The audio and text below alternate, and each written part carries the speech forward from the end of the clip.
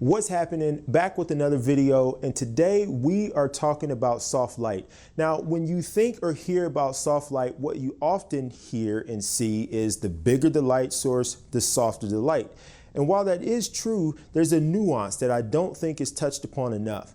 And if you're new to photography or if you're new to flash lighting, you may not take this into consideration and it can be a problem. And that nuance is that the size of the light source is important, and it is softer the larger that it is, but it's in relation to the size of the subject, okay? So in this video, I have a 48-inch deep parabolic softbox. That is a large light source in comparison to the mannequin head behind me. And so what I want to illustrate in this video is the difference in the softness of the light when we have that deep parabolic right on the subject, and then I'm going to move it probably 10 or 15 feet back. I'm not exactly sure. I'll measure it and put it up in the video. We're going to move it back, and we're going to have that same light source. It's going to be, say, 15 feet back, and we're going to compare the softness of the light.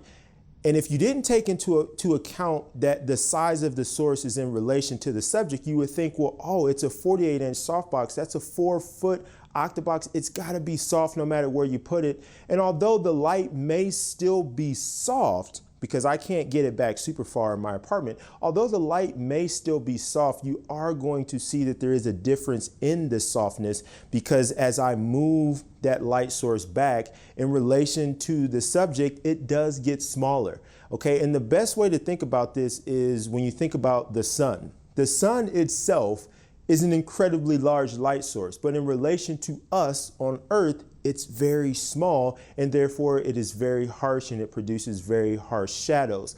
So it's the same thing. I want to demonstrate that in a more practical sense. So again, we're going to use the 48-inch octabox, and I'm going to try to keep the angle of it as close in the same path as I can.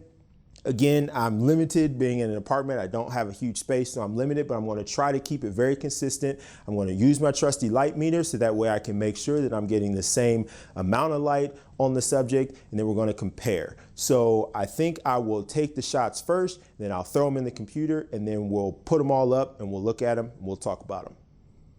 Okay, I've got the deep parabolic in place. I set it up in a way to where I can make sure that when I move the light source back, and it's going to be pretty much back to where the camera is at, a little bit behind it, I can keep the same angle. So that way we can try to keep the light that's hitting the subject as consistent as possible. Again, with the space that I have, I know I probably won't be able to get it to be exact. I got that, so I'm telling you now, but I'm going to do the best I can, okay? So first thing I'm going to do is I'm going to meter. I'm going to get my base. So we're going to be shooting at 1/60th of a second, f6.3, ISO 200, and I'm shooting with the AD 200. So let's get a meter reading. Let's get that shot. Then we'll move it back. We'll get that shot, and then we'll compare the two.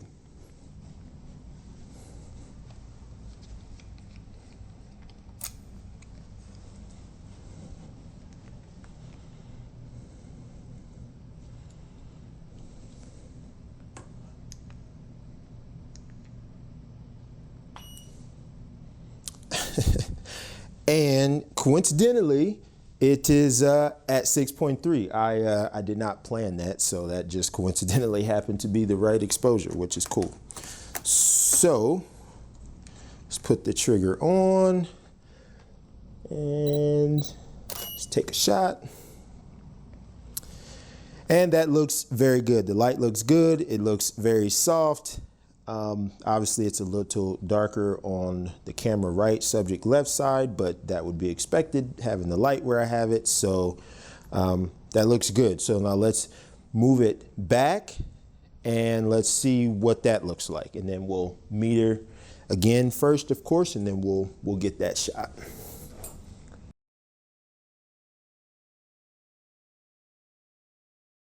Okay, so I got the light moved. It took me a little while because, again, I wanted to try to make sure that I kept the angle as close to the same as I could. Did that make sense? Yeah.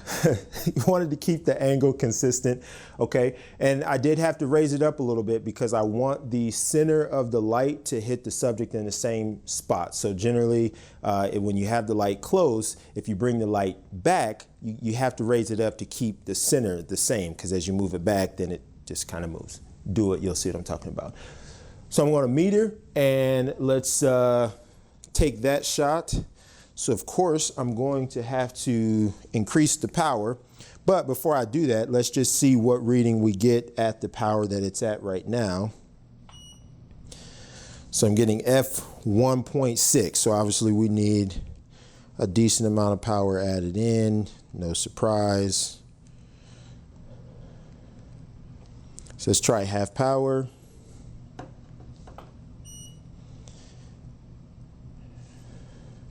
Might have to go full power here.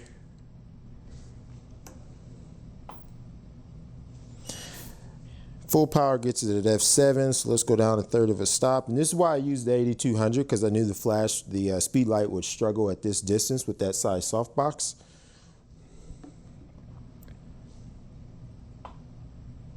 All right, at 6.3. So we went from 1/16 power to 1/2 plus 0.7.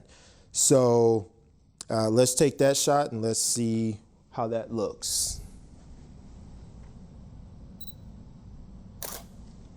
Well, it would help if I put the trigger back on. I do that every time. I always forget to, it's in my hand and I forget to put it on there.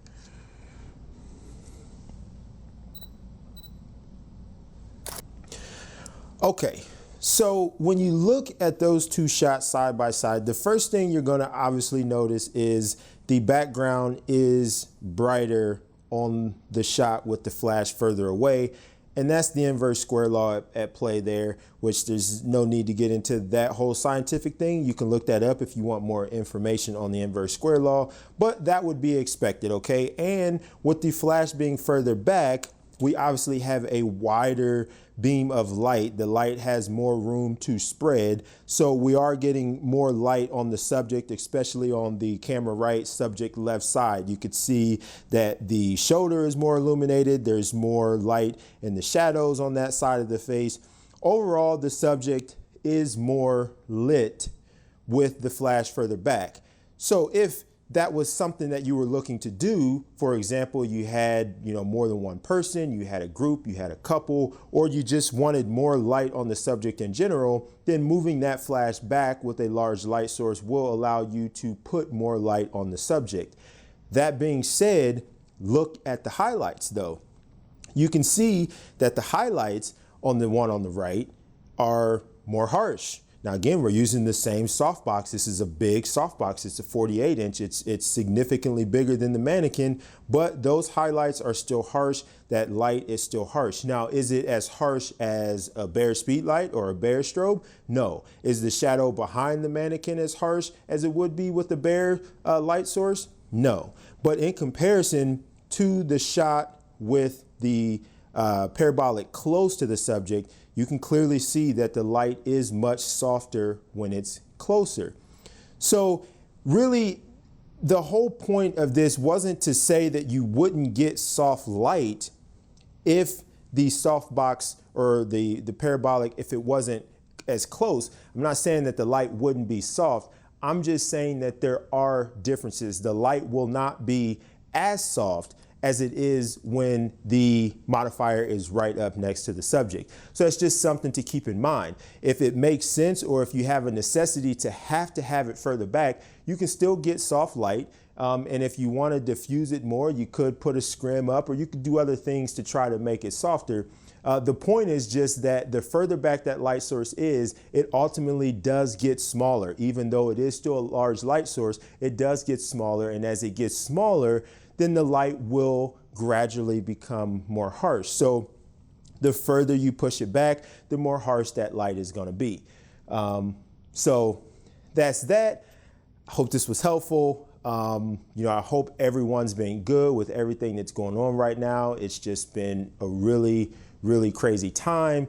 And if you're anything like me, photography has really been a way for me to keep my mind occupied and to give me something to do. So it's been really great. And I hope that if you are a photographer watching this, that you just pick your camera up and you go out and you shoot, or you do something just to keep your mind occupied, so that way you don't go crazy.